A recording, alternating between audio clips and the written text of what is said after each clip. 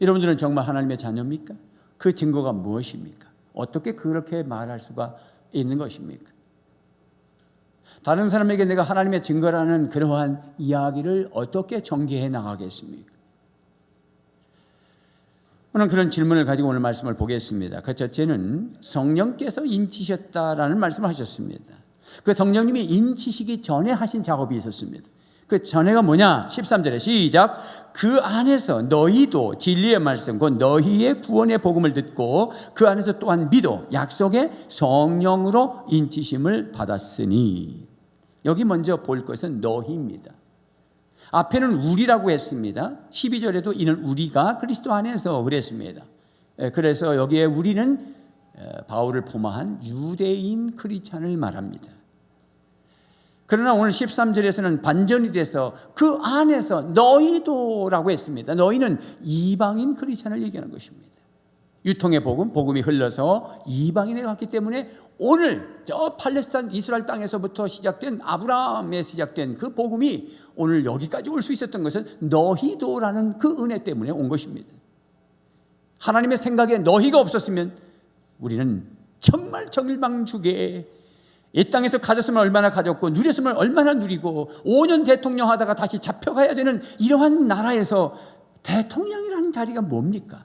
최고의 권위의 자리라도 헤아려 새 것이 없는 인생 사는 것입니다. 정말 주님을 믿지 않는다면, 내가 예수님을 믿어서 하나님의 나라를 선물 받지 않았다면 우리는 허망한 인생들인 것입니다. 솔로몬이 다 헛되니 바람을 잡는 것과 같다라는 것이에요. 그래도 너희가 있기 때문에 우리가 예수를 믿었고 구원받았음을 믿으시기를 바랍니다. 너희도. 성령에 인친다는 얘기가 왜 갑자기 나왔느냐? 갑자기가 아니라 삼위일체 하나님, 성부 하나님, 성자 예수님, 성령 하나님이 나 하나 구원하시려고 계획하셨어요. 삼위 하나님이 움직였다는 사실을 마지막 말씀하시는 것입니다. 오늘 본문의 3절에서 6절까지는 성부 하나님의 얘기고 7절에서 12절까지는 성자 예수님의 얘기고 오늘 13절, 14절은 마지막에 성령 하나님에 대한 얘기를 하는 거예요. 야, 이런 구체적인 삼일체 하나님께서 창세전에 내가 태어나기도 전에 예정하시고 계획하시고 구속사를 이루시려고 하는 그런 놀라운 섭리 가운데 우리가 여기 왔다는 것은 엄청난 축복인 것입니다. 그런 계획이 있으셨다 하더라도 정말 내 눈으로 목격하고 내가 가슴으로 체험할 수 있는 게 뭐냐면 말씀을 믿어야 된다는 거예요. 삼일째 하나님을 내가 본 적도 없는데 과연 내가 뭘 믿고 구원받았다고 할 수 있느냐? 내가 어떻게 천국 갈 수 있다고 얘기할 수 있느냐? 말씀이라는 것입니다. 아주 구체적으로 말씀을 우리에게 계시하시고 이렇게 말씀을 우리 손에 붙들어 주어서 그 말씀을 듣고 믿으면 하나님의 자녀가 되는 것이고, 그것은 성령께서 인친다고 하는 것은 도장을 찍는 거니까 우리 문화에 쉽게 이해해야 되는 거예요. 내 것이란 뜻이죠. 내 것이라고 하는 성령님의 인치기 전에 했던 작업은 뭐냐면 말씀이 왔고 그 말씀을 들었고 그 말씀을 믿었다라고 하는 것입니다. 여러분, 말씀을 하나님의 말씀으로 믿습니까?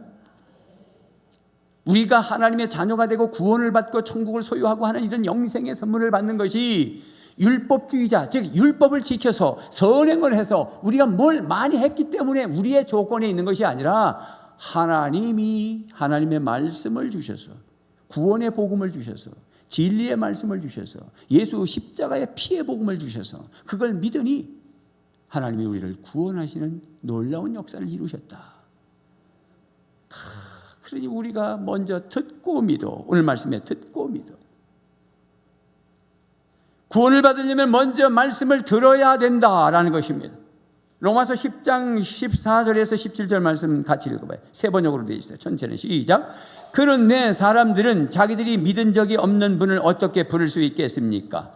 또 들은 적이 없는 분을 어떻게 믿을 수 있겠습니까? 선포하는 사람이 없으면 어떻게 들을 수 있겠습니까? 보내심을 받지 않았는데 어떻게 선포할 수 있겠습니까? 성경에 기록한 바 기쁜 소식을 전하는 이들의 발걸음이 얼마나 얼마나 아름다우냐 한 것과 같습니다. 그러나 모든 사람이 다 복음에 순종한 것은 아닙니다. 이사야는 주님 우리가 전하는 소식을 누가 믿었습니까? 하고 말하였습니다. 그러므로 믿음은 들음에서 나고 생기고 들음은 그리스도를 전하는 말씀에서 비롯됩니다. 믿음은 들음에서 나는 거예요. 모든 신뢰, 모든 믿음, 모든 의탁은 들음에서 나는 거예요. 어느 집에 옷이 싸다 들어서 믿음이 생겨서 그 집에서 옷 사는 거예요. 모든 건 다 들음에서 믿음이 옵니다. 어디에는 똑같은 상품인데 인삼 한 박스가 얼마다. 근데 다른 마트에는 3만 원이 더 싸다. 그럼 믿음이 생겨서 글로 가는 거예요. 듣는 게 믿음이 생깁니다. 그런데 그건 다 해야 썩는 거예요. 내가 영원히 보장받을 수 있는 믿음은 뭐냐면 말씀을 들어야 진정한 믿음으로 구원이요 영생이 간다. 할렐루야. 그 말씀을 듣고 싶어 해야 되는 것입니다. 그 말씀을 읽어야 되는 것입니다. 그 말씀을 배워야 되는 것입니다. 그 말씀과 함께 거해야 되는 것입니다. 그래서 주님께서 네가 내 안에 거하고 내 말이 너희 안에 거하면 너는 무엇이든지 원하는 대로 구하라. 그러면 내가 이루리라. 말씀 안에 사는 특권인 것입니다. 그럼 먼저 들어야 되는데 누가 전해주는 자 없이 어떻게 듣겠느냐? 듣지 않았으면 어떻게 믿겠느냐? 믿지 않았으면 어떻게 하나님을 아빠 아버지라 부를 수 있겠느냐? 그러므로 듣도록 가서 전해주는 사람의 발걸음은 아름답도다. 여러분, 누가 우리에게 전도해 주지 않았으면 우리가 어떻게 예수를 믿는단 말입니까? 그 전하는 사람이 너무 감사한 것입니다. 여전히 우리는 먼저 믿었고 너희도라고 하는 이방인이 이제 또 우리 옆에 있으니 유통의 복음이 흘러가야 되고 우리는 전해야 되는 것입니다. 여러분 한번 생각해 보십시오. 전도잔치가 1년에 2번 있어야 됩니까? 매주 있어야 되겠습니까? 시작. 답은 잘하는데 매주 있다가 나 이 교회 나갈 거야. 도대체 우리는 믿음이라는 게 무엇입니까? 우리는 왜 예수를 믿습니까? 우리는 왜 전도합니까? 기분 내키는 대로 반응하지 마시고 항상 생각하셔야 됩니다. 그게 성숙한 그리스도인인 것입니다. 30년을 믿은 사람이나 엊그제 믿은 사람이나 똑같고, 차라리 엊그제 믿은 사람은 순수해가지고 그 말씀이 그러한가 하고 목숨 걸고 믿으려고 하는데 한 30년 믿은 사람은 때가 묻어가지고 인본주의가 가득 차고 남 판단하고, 그래서 먼저 된 자가 나중되고 나중된 자가 먼저 되느니라 예수님이 말씀하셨어요. 여러분, 전도는 프로그램이 아니잖아요. 전도는 이벤트가 아니에요. 하도 안 하니까 1년에 2번 하는 거예요. 그거조차도 힘들다 그러면 우리 어찌하면 좋습니까? 전하는 자가 없이 어떻게 들을 수 있으며 듣는 자가 없이 어떻게 믿을 수 있겠느냐. 여러분들은 전하는 자가 되셔서 아름다운 발을 갖기를 주님의 이름으로 축복합니다. 전도는 삶이에요. 130년 전에 1884년, 1885년에 그 당시에 28살, 7살 언더우드, 아펜셀러 이런 사람들, 청년들이 우리나라에 복음 들고 저 미국 땅에서부터 배 타고 한 달 열흘 동안 오바이트 해가면서 풍랑 만나면서 일본을 거쳐 한국 조선 땅이야. 그때는 1910년 5년 뒤에 한일 합병이 이루어지고 외놈들이 우리나라를 침탈하기 전에 벌써 하나님은 생각이 있으셔서 복음이 들어오게 하셨단 말이죠. 그들이 오지 않았으면 우리 어떻게 복음을 믿을 수 있었어요? 언더우드 같은 사람은 일본의 사절단으로 온 조선의 사절단 중에 이수종 씨라는 사람을 만나서 예수를 믿게 하고 세례를 받게 해서 그분의 도움을 받아서 마가복음을 한글로 음문이야. 그때는 음문이라 그래. 모두가 한문을 썼을 텐데 그 천박하다고 해서 한글은 음문이라 그래가지고 한글로 복음을 만들어서 들어왔습니다. 한국 기독교의 태동은 성경 위에 세워졌습니다. 말씀이 교회의 기초가 되어야 되고 우리 인생의 기초도 복음이어야 되고, 우리가 뭐가 흐트러지고 문제가 생기고 한국교회가 준다 뭐 여러 가지 환경이 있고 또 여러분 개인적으로 볼 때 내가 지금 여러 가지로 어려울 때는 어디로 가야 되느냐? 말씀이 다시 회복되어야 되는 거예요. 본질이에요. 기본이에요. 어떤 운동선수도 게임 나갈 때는 기본을 닦습니다. 기본기가 안 됐다고 그러고 얘기하지 않습니까? 우리의 기본은 말씀이에요. 말씀이 허약하면 실력이 늦지 않아요. 기초가 안 돼 있으면 탁구 안 맞춰도 안 돼요. 기본이 돼 있으면 탁구가 늘어가지고 세상에 나는 칫솔 가지고 탁구 치는 사람 봤어요. 상대는 넓적한 탁구 타일을 가지고 하는데 자기는 칫솔 가지고 하는 거예요. 칫솔. 참 기가 차죠? 난 암만 해도 탁구 빠따 가지고도 안 되던데. 기초가 중요한 거예요. 기본으로 돌아가는 거예요. 흐트러진 마음을 정리하는 것도 말씀으로 들어가는 거예요. 그 말씀이 들어야 믿음이 생기고, 믿음은 용서와 같은 것이고 세상을 정복하고 만물을 충만케 하는 하나님의 상속자가 되는 것입니다. 좀 그 얘기하려고 삼위일체 하나님이 우리를 지금 어떻게 역사하고 계신지를 보여주고 계신 것입니다. 그러니 말씀이 죄로부터 나를 자유케 하시고, 말씀이 악한 사단으로부터 나를 승리케 하시고, 말씀이 하나님의 진노 심판 앞에서 자유케 하시고 영생을 선물 주시고, 나를 죽었던 너희를 살리시는 놀라운 것이 복음인 것입니다. 말씀. 그래서 말씀 듣는 건 누가 제일 싫어할까요? 옆집 아저씨라 그랬나요? 말씀 듣는 건 누가 제일 싫어하겠어요? 악한 사단이지요. 그래서 예수님이 이렇게 말씀하셨어요. 마가복음 4장 15절에 시작. 말씀이 길가에 뿌려졌다는 것은 이들을 가리킴이니 곧 말씀을 들었을 때에 사탄이 즉시 와서 그들에게 뿌린 말씀을 빼앗는 것이요. 여러분, 지금 말씀이 안 들리는 사람들은 그냥 안 들리는 거예요. 그러나 영적으로 보면 말씀을 빼앗는 거예요. 당신 구원받을까 봐, 당신 천국 갈까 봐, 당신 죄에서 자유를 누릴까 봐. 마귀의 본성은 죽이는 거예요. 예수님의 본성은 살리는 거예요. 두 양 노선이 있어요. 생명 라인과 사망의 라인이 있어요. 여러분, 어디 쪽에 쓰시고 싶기 원하세요? 생명 라인에. 그 말씀이 들려야 되는데 마귀가 훔쳐가요. 자꾸 좋은 것도 어떻게든지 안 주려고 자기를 계획하고 와서 앉아 계셔야 돼요. 아이고 목사님, 제가요 잠이 안 와가지고서 잠을 어떻게 못 자가지고 수면제 하나 먹고 있어서 잠이 와요. 그럼 수면제 안 먹어야 되는 거예요. 목사님, 제가 원래 뭐 신경통 있는데 거기에 약간 먹기만 하면 잠이 와요. 그거 안 먹고 와야 되는 거예요. 그거 아침에 안 먹었다고 그래서 한 반나절 안 죽어. 어떤 생각을 하고 안 먹은 거냐면, 내가 이것만 먹으면 설교 시간에 졸립더라. 그래서 내가 이거 안 먹어야지. 그 마음을 하나님이 아시기에, 아무리 하나님이 관심이 없다 하더라도 반나절은 살려놔냅니다. 안 드셔야 되는 거예요. 아침에 목욕만 하면 좋다. 목욕 저녁에 하셔야 됩니다. 저는 이상하게 사우나를 가는데 아침에 가면 하루 종일 해롱해롱 정신이 하나도 없는 거야. 너무 아무 일도 안 돼요. 너무 피곤한 거야. 아침에 가면. 보통 아침에 물이 맑으니까 아침에 가잖아요. 그 아침에 가면 하루 종일 헤매는 거예요. 잠을 잤어도. 그래서 저 해운대 은쟁가 체질 검사, 팔 체질을 검사하는 데가 있대. 그건 한약방이라고 다 하는 게 아니에요. 그래서 이제 검사를 하니까 내 체질은 저녁에 사우나를 해야 된대. 그것도 모르고 아침에 했네. 내 체질은 절대로 저녁에 해야 된대. 그래서 오늘 아침에 안 씻고 왔습니다. 물론 어저께 저녁에 미리 씻었습니다. 제 아내는 아침에 씻어야 용기가 난다는 사람.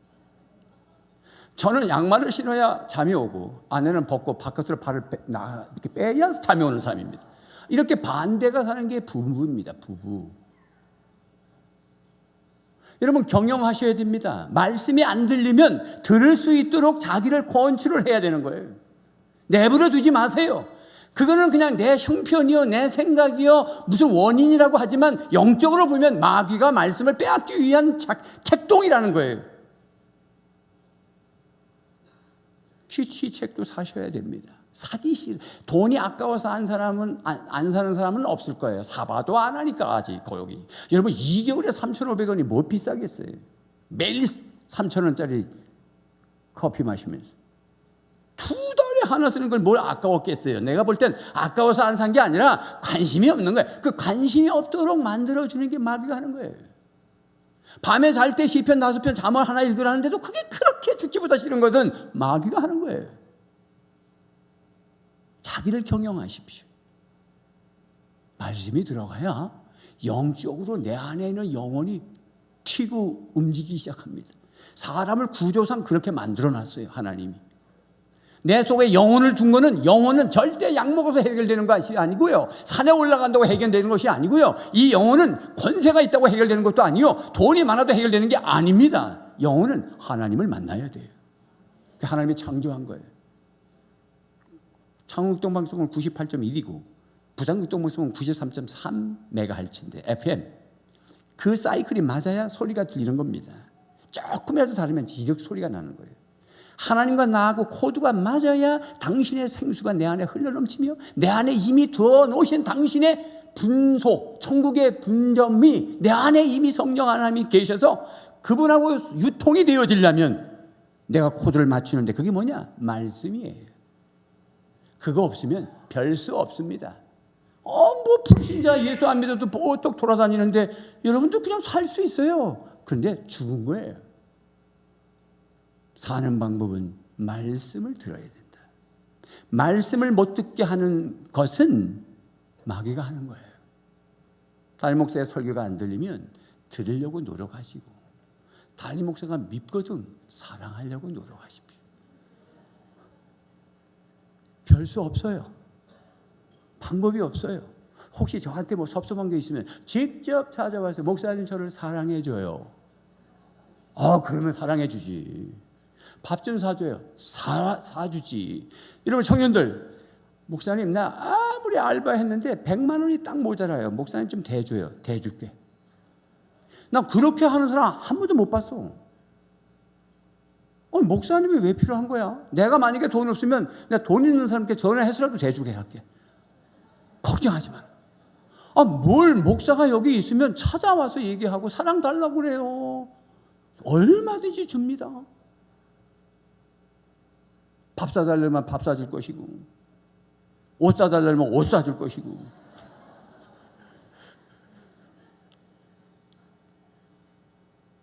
돈은 있으나 의미 있는 일에 쓰려고 지금도 이 주위에 돈 가지고 있는 사람 많아요.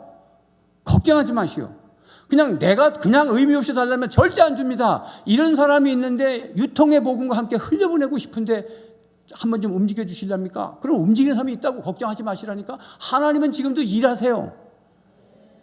그래서 관계 회복하고 말씀 들려야 되는 거예요. 현상적인 거는 인간관계에 뭐 어쩌고 저쩌고 얘기해도 내면의 영적으로 가면 마귀가 관계를 끊어버리는 거예요. 여러분들이 다니면서 다른 사람 말씀 못 듣게 하지 마세요.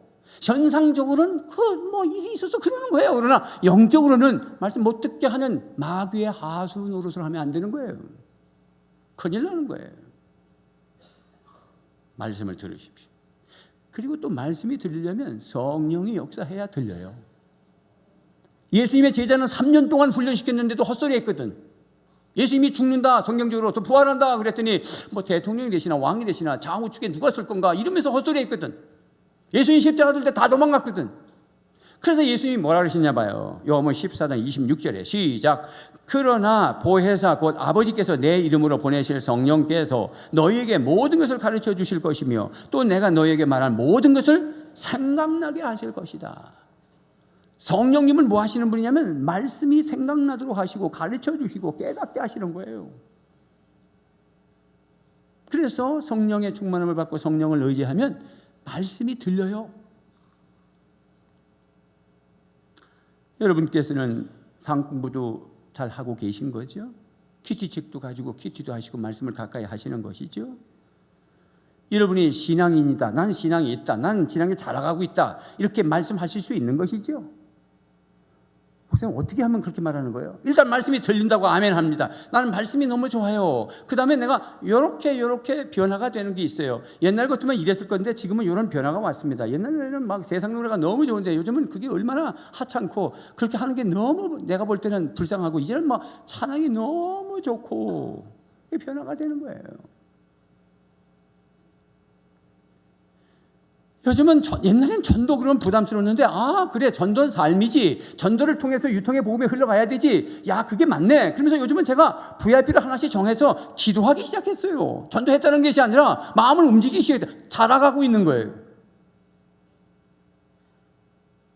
옛날에는 물질이 오면은 그냥 쓰기 바빴는데 깨끗한 돈이 오면은 성경 옆에 딱 넣어놓고 이건 하나님께 드려야지 그런 마음이 생긴다 하고 은혜 받은 거예요. 살아가는 거예요. 자, 그런데 말이죠. 성령님께서 인치시기 전에 말씀이 왔고 들었고 믿어서 구원을 받았는데 사실은 성령이 인치시는 것과 듣고 믿는 게 동시에 이루어지는 거예요. 이걸 표면으로 볼 때는 먼저 듣고 믿는 게 먼저 있었고 성령이 나중에 인치는 것처럼 그렇게 오늘 말씀이 표현되어 있지만 실제는 우리가 영적으로 죽었다는 것은 없어지는 게 아니라 관계가 끊어지는 거니까 영적으로 죽었다는 것은 하나님과 관계가 끊어져 있다가 저 영적으로 죽었던 사람이 어떻게 믿고 어떻게 구원받겠어요. 그러니 성령이 와서 깨어나도록 만들어줘야 되니까 성령이 오시고 복음이 전해지고 동시사건이야. 동시사건. 그러나 발걸음을 복음을 들고 오는 게 먼저 움직이기 시작하고 있는 것은 먼저야. 그러니 전도자가 얼마나 중요한지 모르는 거예요. 그래서 성령도 같이 가신다. 그리고 말씀이 증거되면 성령이 역사하시고 그 사람의 마음의 문을 열기만 하면 복음이 들어가기 시작하고. 그리고 나서 인치신다 그럴 때 두 번째 성령님의 인치심의 방법은 어떤 의미가 있느냐. 인치신다. 이 인친다는 건 도장을 찍는다. 우리 문화는 도장 찍는 게 습관화되어 있고 문화이기 때문에 이해하는데 어렵지 않아요. 여러분 통장 만드실 때 도장 찍죠? 통장에 도장 찍어놨죠? 그러면 여러분 거기다가 몇 억을 넣어도 그 돈은 누구 거야? 내 거. 도장 찍은 사람이 자기 거야. 하나님이 성령으로 우리에게 도장을 찍어놨으면 우리는 누구 거? 하나님 거. 여러분이 하나님 것이에요. 그것을 다른 말로 하는 거야. 구원받았다, 영생을 얻었다, 죄 용서받았다, 천국이 내 것이다. 이런 말을 지금 성령과 관계됐을 때에는 성령님이 인쳤다는 표현을 지금 하고 싶으신 거야. 확실하게 하는 거예요. 네가 오늘 죽어도 천국할 확신이 있느냐는 질문에서 나는 확신이 없는데 성령 하나님이 나를 도장을 찍어놨으니 나 갈 수 있습니다. 이렇게 말하라고 확신을 가져야 앞으로 일을 하니까. 구원의 확신이 있어야 다른 사람도 살리고 구원의 확신이 있어야 간증도 하고 구원의 확신이 있어야 경찰청장이 옷을 벗는 한이 있더라도 나는 크리스찬이요 하고 말씀 나누는 거야. 그래서 그런 확신을 주는 거야. 사도행전 1장에도 예수님께서 부활하시고 40일 더 계시다가 승천하시기에 앞서서 한 일이 뭐였냐면 부활한 걸 보여주고 다니시면서 하나님의 일을 해라. 그런 말씀하셨어요. 왜 첫 번째 부활을 한 걸 보여줬나요? 확신하라는 거야. 확신해야 순교하거든. 그래서 성령님께서 도장을 찌었다, 인쳤단 말은 세 가지 의미가 있어요. 그 첫째가 뭐냐면 하나님의 것이다. 소유권에 대한 얘기야. 동물에도 도장을 찍고 옛날 노예에도 도장을 찍었고 봉해 가지고 도장을 찍으면 이름을 보면 이 안에는 이 안이 거가 있구나. 이렇게 도장을 찍는 건 소유권의 얘기다. 나는 하나님의 것이다. 시작. 마귀의 것이 아니요. 하나님의 것이에요. 그래서 그의 소유된 백성 그러잖아. 베드로전서 2장 9절에. 그 다음에 어떤 의미가 있느냐 했더니 하나님의 것이기 때문에 하나님은 철저하게 보호하시고 철저하게 보존해 주신다. 믿습니까? 우리를 끝까지 보호해 주실 거예요. 영원토록 보호해 주실 거예요. 이 말씀을 지금 성령님을 통해서 하시는 거예요. 소유권만 나한테 있는 게 아니고 우리는 가끔 내 것이지만 함부로 쓰잖아. 물건을. 휴대폰 산지가 언제인데 떨어져가지고 그냥 유리가 다 깨지고 그냥 함부로 쓰고 막 그러잖아. 옷을 산지가 언제인데 벌써 찢어져가지고 그러고 말이야. 우리가 내 것인데도 소홀히 하는데 하나님은 절대 그렇지 않으시다. 하나님의 아들 예수 그리스도의 십자가 보혈로 우리를 산 하나님의 아들 딸들을 이 성령으로 도장을 찍어서 내 소유로 담았다면 끝까지 보호하시고 보존해 주신다. 이게 인친다는 거예요. 여러분들은 절대로 도망 못 가요. 하나님이 추적해서라도 요나를 추적해서라도 쓰듯이 이번에 추석 때 어디로 가도 다 붙잡아 올 거예요. 하나님이 함께 하십니다. 하나님이 함께 하신다는 게 부담스러운 사람들은 회개하시고 하나님이 함께 하시는 게 너무 좋은 사람들은 찬양하십시오. 인간 쫓아다니는 거 부담스러우면 그건 인간이지. 하나님이 나와 함께 하신다는 건 찬양할 거리예요. 하나님이 보호하시고 보존하는데 내 몸은 왜 이렇게 아픈 거요? 우리가 어떤 이야기를 할 때 믿음이 없는 일반 상식 가지고 얘기하면 그렇게 얘기할 수 있어요. 도대체 하나님이 날 보호하시고 보존하는데 나는 왜 암이 걸렸고, 왜 우리 사업이 이렇게 망하고, 왜 이런 문제가 생긴 거요? 라는 질문을 할 수 있어요. 그런데 하나님은 실수하지 않으세요. 왜 그렇게 됐는지 하나님이 정확하게 알아요. 우리가 이해를 못하는 거지 하나님은 전지하시고 전능하시고 사랑의 하나님이세요. 하나님을 경험하는 삶 공부에서 우리가 배웠어요. 하나님이 일하시는데 하나님은 사랑의 하나님이십니다. 그러므로 우리에게 뭘 맡겼다, 우리의 환경이 뭔가 떨어졌다, 우리 환경에 어떤 문제가 생겼다는 것은 다 하나님이 최상의 것으로 우리에게 주시는 분이시다. 왜? 그분은 사랑의 하나님이기 때문에. 두 번째는 전지하시다. 그 말은 뭐냐면 나는 내 앞을 몰라. 이렇게 병들었고 이렇게 어렵고 자식 문제가 생겨서 앞이 어떻게 될지 몰라. 그러나 하나님은 전지하셔서 다 아신다. 세 번째는 전능의 하나님이시다. 나에게 능력을 줘서 그것을 이기게 하신다. 믿습니까? 병이 있지만 병을 이기면서, 이긴다는 것은 두 가지야. 나을 수도 있고 가지고 있지만 이겨서 사명 감당한다. 저에게는 또 고질적인 게 한 번씩 나타난단 말이에요. 내가 은한교회 부모인 지 한 3년 됐을 때, 그때는 뭐 한 100명 모였을 땐 제가 직접 혼자 부역자 전도사 한 사람밖에 없고 학교 가고 그러면 나 혼자 중고등부 수련회를 교회에서 할 때입니다. 지금 사랑 공간이 조그마한 건물, 윗길이니까 지붕이 밑으로 보이는 십자가도 없는 스레트 집이 있었을 때입니다. 중고등부 회생들 한 60, 70명을 여름 수련을 하다가 화장실 가서 오줌을 놓는데 오줌이 안 나오는 거예요. 띵 해서 갔는데 안 나오는 거예요. 난 그런 거 정말 경험했어요. 잘 눕는 것도 할렐루야라는 거 잊지 마십시오. 오줌이 안 나오니까 뻥 넘어지겠더라고. 식은땀이 쫙 흐르면서 아프기 시작해가지고 고신으로 실려가고 김현동 집사님이 싣고 가는데 내가 뒷좌석에서 주여 주여 이런 소리가 안 나고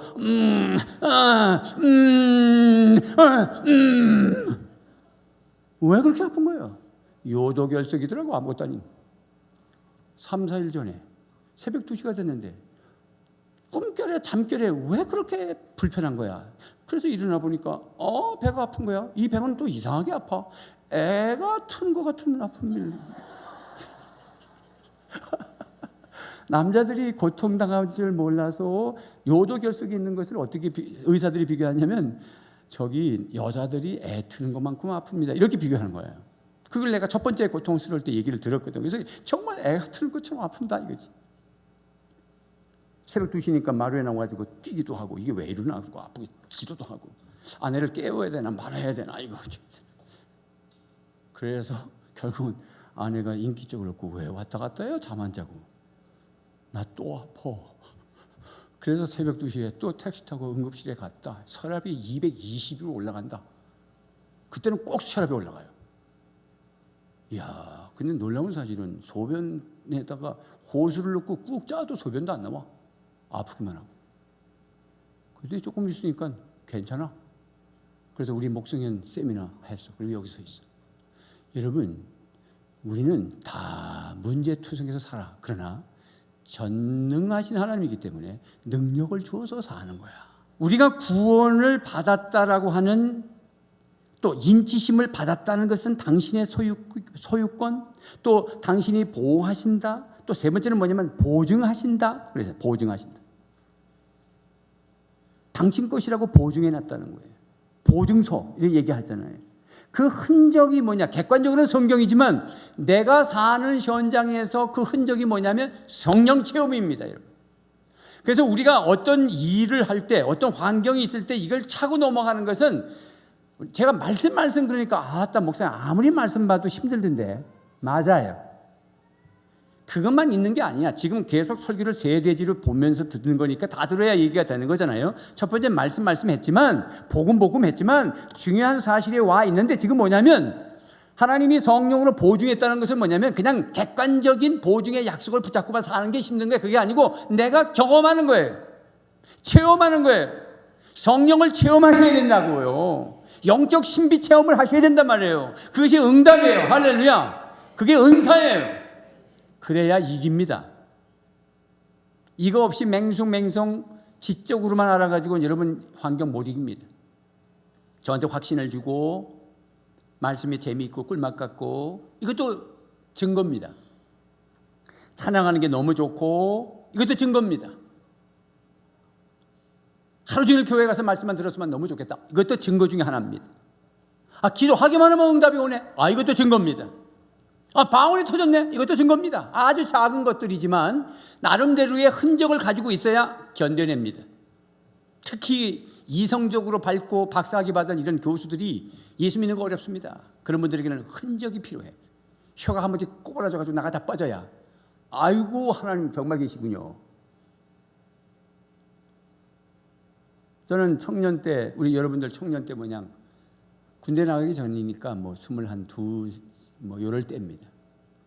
청년 회장이었고 인천 침례교를 다녔고 인천에서 담임 목사님이 저번에 집회 다니는 분이고 자체 부흥회를 산기도를 하면서 2박 3일 하고 그러셨던 분입니다.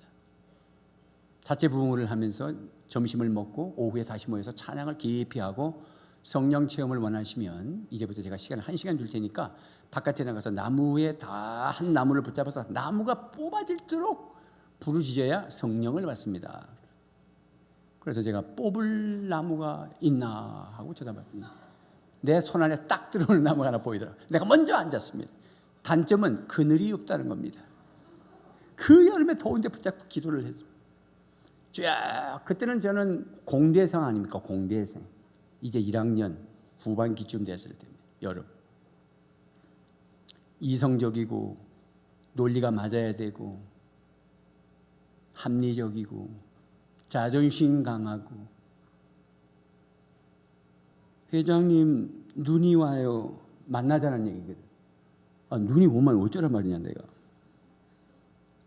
그렇게 탕탕 튀겼던 그런 사람이 붙잡고 기도하는데 오늘 한참 기도하고 성령 내려주세요 어쩌고 그러는데 소뚜껑 같은 게 머리에 확 눌려오면서 나가 자빠졌어요. 그러면서 혀가 꼬부라진 거는 두 번째 치고라도 왜 그렇게 눈물이 나는 거죠? 그 말은 뭐냐면 옆에 지금 다 자매들도 있고 형제들 다 있고 맨날 나를 누군지 알잖아요. 그런데 거기가 그 나무가 작다고 하니까 그 밑에는 또 풀도 얼마 없어. 흙바닥에 자빠진 거야 내가. 어떻게 주체를 못 하겠는 거야. 눈물, 콧물, 회개가 터지고 방언 터지는 거는 이루 말할 것도 없고 내가 지금 이거 참아야 되는데 지금 이게 지금 다른 사람이 지금 나 보는데 그게 절제가 안 되는 거예요. 난 그래서 내가 그게 뭐냐 그랬더니 그게 담임 목사님의 성령 체험이라는 거야. 근데 왜 소뚜껑은 뭐냐 그랬더니 우리 담임 목사가 지나가면서 머리에다 손 한 번 얹고 지나간 거였어요. 그분이 공수부대 나와가지고 덩치가 얼마나 큰지 손이 진짜 가마솥 뚜껑만 해. 그냥 아무 기도도 안 하시고 바쁘니까 툭 치고 지나간 건데 내가 나가서 붙잡고. 난 그래서 요즘도 툭 치고 싶은 거야. 이거 자빠지라고.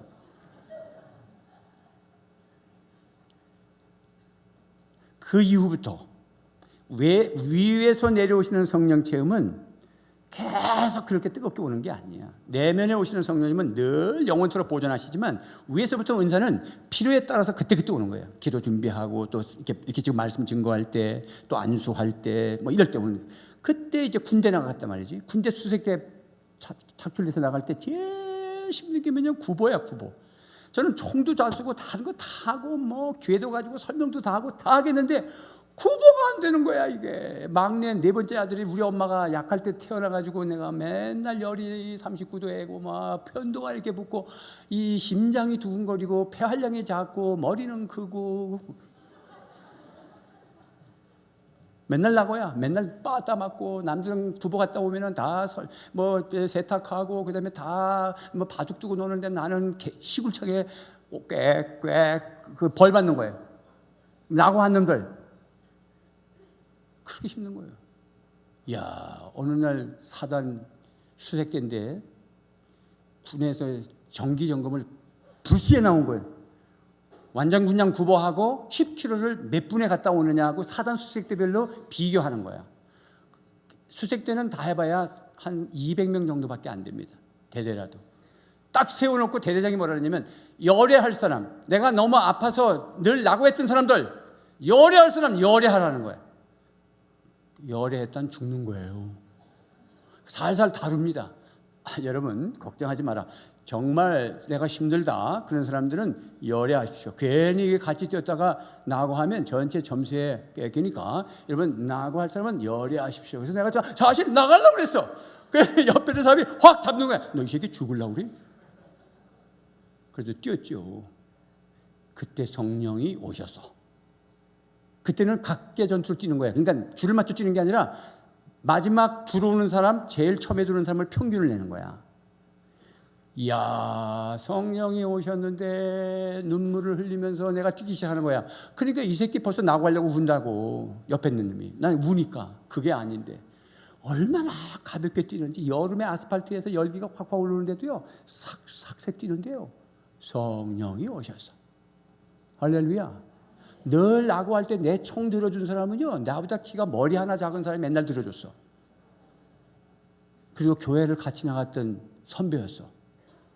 어느 날 제가 온천교회 고등부 교사로서 부장선생님하고 교육자하고 수련회 장소를 탐방을 했는데 저 경남 어디에 비가 억수같이 쏟아지는 그 교회에 탐방 갔는데 거기에 그 형제가 있었어.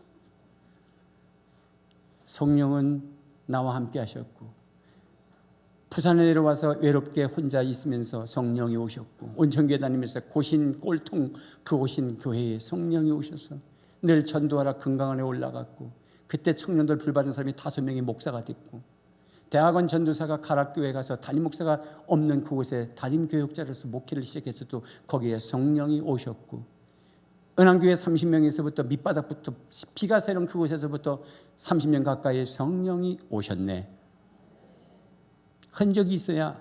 저는 어떤 문제가 있으면 걱정하지 마십시오. 하나님은 하십니다. 일하십니다. 흔적을 가지십시오. 마지막 3번째, 인치심의 약속은 뭐냐면 우리의 기업이 되시는 성령님이시다.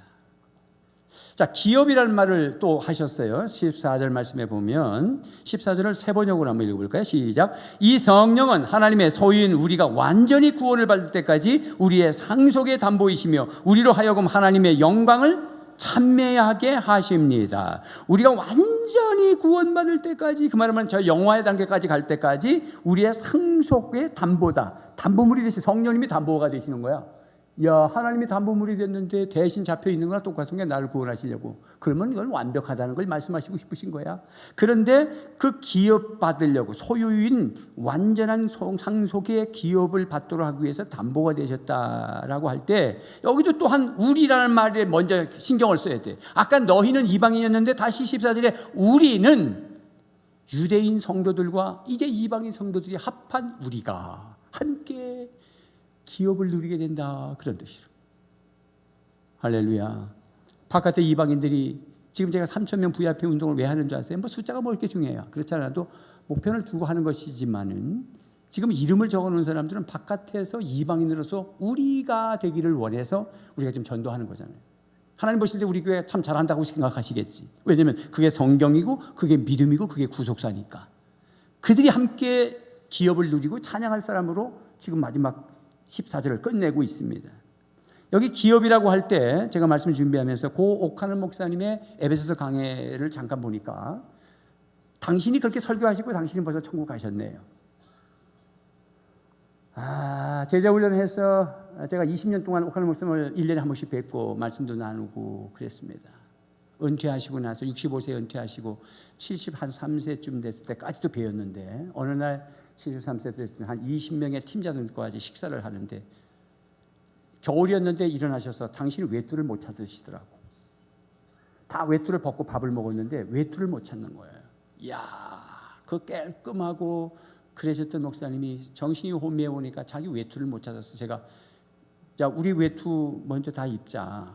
누군지 모르니까 이거예요 저거예요 하다가 우리 외투부터 먼저 입으니까 이게 다 이분이 하나 남으니까 그게 목사님 거야. 내가 눈물이 나더라고. 인생이 이렇게 험하고 공허하구나. 만약에 내가 우리가 예수님을 몰랐으면 우리 어떻게 살까 이런 생각이 들더라고.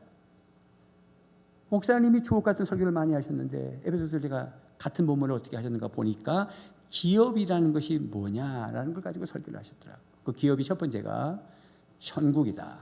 하나님의 나라다. 그리 하시고 당신 천국 가셨어. 우리는 다 그렇게 천국 가는 거예요. 아멘입니까? 그 기업을 주려고 하나님이 성령을 보내서 보증이 돼 주셨다는 거야. 두 번째는 그 기업이 뭐냐? 이 다음에 부활할 몸을 말하는 것이다. 예수님처럼. 세 번째는 뭐냐? 하늘상이다. 기업은 하늘상이다. 저는 여러분들 우리 교회 은왕교회 우리 목자 목녀들 정말 상 많이 받을 거예요. 아멘 하십시오. 상 많이 받을 거예요. 복을 차지 마세요. 말로 다 쏟지 마세요. 잘 간직하세요. 복을 막 차면 안 돼. 특히 제가 우리 장로님들하고 당회에서도 그런 말씀 드렸지만 주일날 어느 지붕 뚜껑 안에서 항상 긍정적으로 소망의 말을 하고 그래야 복이 막 오지. 저는 두렵거든요. 주일 되면 긴장합니다. 그래서 아예 토요일부터 목욕실에서 잡니다. 집에서 안 잡니다. 그리고 이제 하루 종일 하는 거예요. 그러니까 마음을 항상 다스리고, 왜냐면 오늘 복된 날입니다. 그 어디서 말을 함부로 하면 그 복이 그냥 막 다 떠나버리는 거예요. 그것이 자식들에게 흘러가는 거예요. 그래서 정말 복을 우리는 유지해야 되고 그 복을 누릴 줄도 알아야 되고, 그렇게 해서 헌신하면 하나님이 상을 주셔요. 그 상이 나한테도 오고요, 자식들에게 흘러가요. 그래서 자식들이 이렇게 간증해요. 우리 아버지 할아버지들이 신앙생활 잘하셔서 우리가 그 복을 따먹고 살아요. 이런 간증을 하는 사람 너무 많아. 복을 따먹고 산다는 거예요. 제가 집회 다니잖아요. 4대, 3대에서 이렇게 신앙생활 잘하는 사람들 간증을 앉아서 식사하면서 날 대접하면서 하는 소리야. 저희들은요, 할아버지 때부터 믿었는데요, 저희들은 그냥 복을 따먹고 삽니다. 뭘 해도 잘 됩니다. 할아버지가 어떤 분이셨어요? 물어보면 틀림없어요. 복이 흘러가고 있다는 거. 복이 흘러갈 줄로 믿습니다. 그게 기업이다. 그리고 네 번째는 복락이라. 복락이는 뭐냐면 하나님의 나라에서 행복을 누리는 거예요. 이런 기업을 우리에게 주려고 보증해 주셨다. 그래서 그것을 이 다음에 준다. 그러니 오늘 참자. 그래도 참겠는데 오늘 말씀은 미리 맛보게 하신다. 성령이 오셔서 보증하시면서 그 하늘 기업을 오늘 여기서 맛보게 하신다는 거야. 그게 아까 성령 체험이기도 하고, 신령한 복을 줬다고 바울이 지금 찬송하리라 하고 막 떠들어대는 그런 놀라운 은혜를 선포하는 것도 되는 것입니다. 그래서 마지막에 찬양한다. 14절 말씀에 그의 영광을 찬송하게 하려 하십니다. 성부 하나님의 계획 속에서도 6절에 찬송하게 하려는 것이라. 성자 예수님의 구속사도 10절에 12절에 영광의 찬송이 되게 하려 하십니다. 성령 하나님의 구속의 완성에 영광을 찬송한. 그러니 여러분, 우리가 그냥 예배가 아닙니다. 여러분 오늘 정말 잘 오신 거예요. 길거리에 나가서 예배 때릴 시간을 놓칠 수도 있지만 예배를 드리고 움직이겠다. 잘하신 거예요.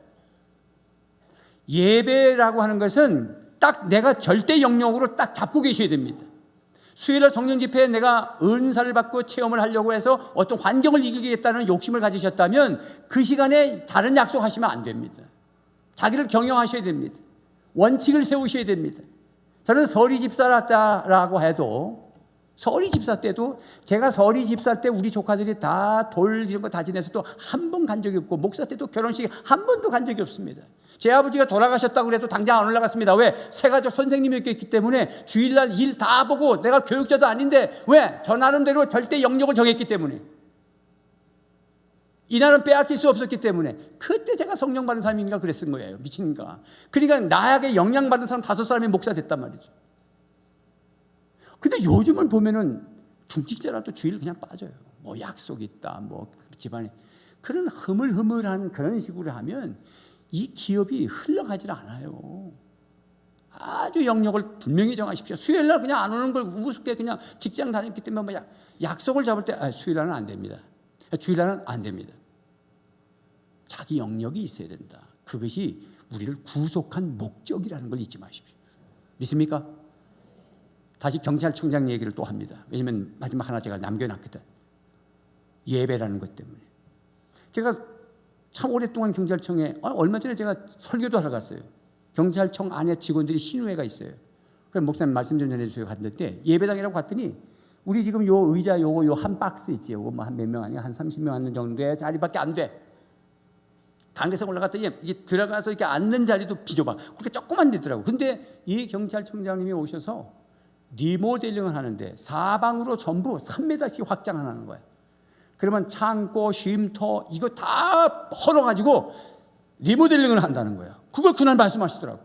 어떻게 하나님을 예배하는 자리가 여기 와보니까 이럴 수 있느냐고.